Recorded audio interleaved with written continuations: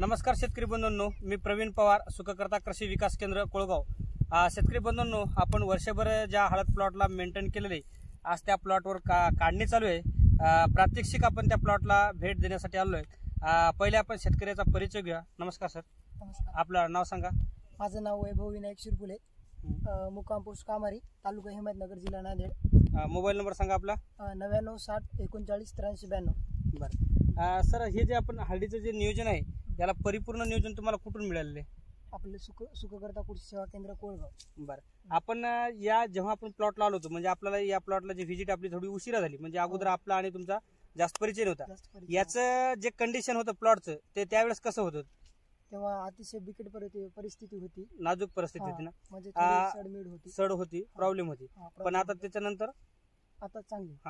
आता तुम्हाला ज्यावेळेस तुमचं अगोदरचं जे नियोजन होतं, म्हणजे तुमच्या आजूबाजूचे जे प्लॉट होते एकदम सुदृढ प्लॉट होते, आपला प्लॉट थोडा फक्त डाऊन कंडिशन होता, आणि आपण ट्रीटमेंट घेतल्याच्या नंतर आजचं कंडिशन कसं आहे, म्हणजे बाकीचे प्लॉट कसे आहेत आणि आपला कसा आहे? आपला प्लॉट चांगला आहे, त्यांच्या दुसऱ्याचा प्लॉट पडता आपला प्लॉट, म्हणजे ते रोगराईला बळी पडले दुसरे प्लॉट, आणि आपला प्लॉट चांगला सुदृढ राहिला। शेतकरी बंधूंनो, तुम्हाला पूर्ण व्हिडिओ मध्ये दिसत असेल की एकदम कंद कसे सुदृढ झाले।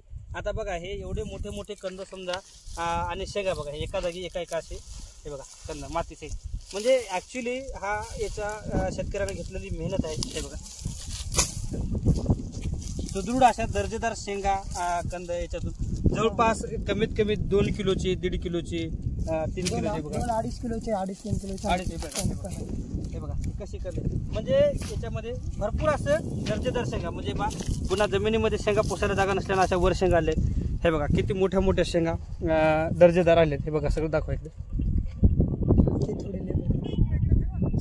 शेतकरी बंधूंनो, कुठलंही गोष्ट तुम्ही जोपर्यंत नियोजन, हळद एक असं पीक आहे की शेतकरी बंधूंनो, तुम्ही रोगराई आल्याच्या नंतर नियोजन केले तर त्याच्यातून आपल्याला उत्पादन मिळणार नाही। रोगराई येण्याच्या आधी पीक सुदृढ कसं राहील, दर्जेदार उत्पादन कसं होईल, त्या अनुषंगाने जर आपण उपाययोजना घेतल्या तर आपल्याला हळदीमधून खूप हमखास उत्पादन मिळते। आता जर सांगायचा विषय झाला तर सध्याचे जे बाजारपेठ आहे, या 2 वर्षामध्ये हळदीला चांगली बाजारपेठ आहे, आणि हळद पिकावर जर व्यवस्थित नियोजन केलं तर खर्चही कमी लागतो आणि उत्पादनही शाश्वत आपल्याला मिळते, आणि याच्यातून आपल्याला चांगला प्रॉफिट सुद्धा मिळतो। आपल्याला एकंदरीत जे आता सध्या हळदीची कंडिशन आहे, याच्यातून आपल्याला काय वाटते, आपल्याला शेती हळदीची फायदेशीर आहे का? हा, शेती फायदेशीर आहे। आणि इतर शेतकऱ्यांनी जे हळदीवर खर्च केला आणि तुम्ही जे खर्च केला, तुम्हाला काय वाटते, आपल्याला कमी खर्चामध्ये चांगलं उत्पादन मिळेल असं वाटतं? उत्पादन चांगलं आहे। बरं, जनरली आता तुम्ही जे दरवर्षीच्या अनुभवानुसार समजा एक अंदाजे तुम्हाला यावर्षी एकरी वाळून हळदीचं उत्पादन किती मिळेल?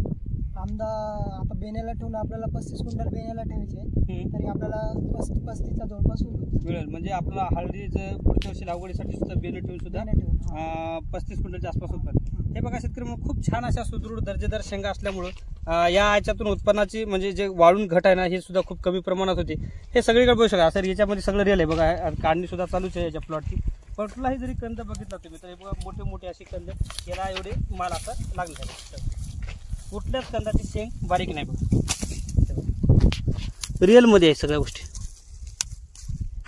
सुखकर्ता नेहमी प्रॅक्टिकल गोष्टीवर जास्त भर देते, कुठल्या गोष्टीची सत्य परिस्थिती दाखवत असते, कोण्या गोष्टीमध्ये खोटारडेपणा नसते, आणि त्याचं फळस्वरूप असं दर्जेदार उत्पादन आहे। शेतकऱ्यांना अतिशय जेव्हा परिस्थिती डाऊन होती, कंडिशन, अशा बिकट परिस्थितीत सुद्धा सुखकर्तावर विश्वास केला आणि त्याच्या मार्गदर्शनाखाली प्लॉटचे नियोजन केले, आणि त्याचं फळस्वरूप असं त्यांना चांगलं उत्पादन आलंय।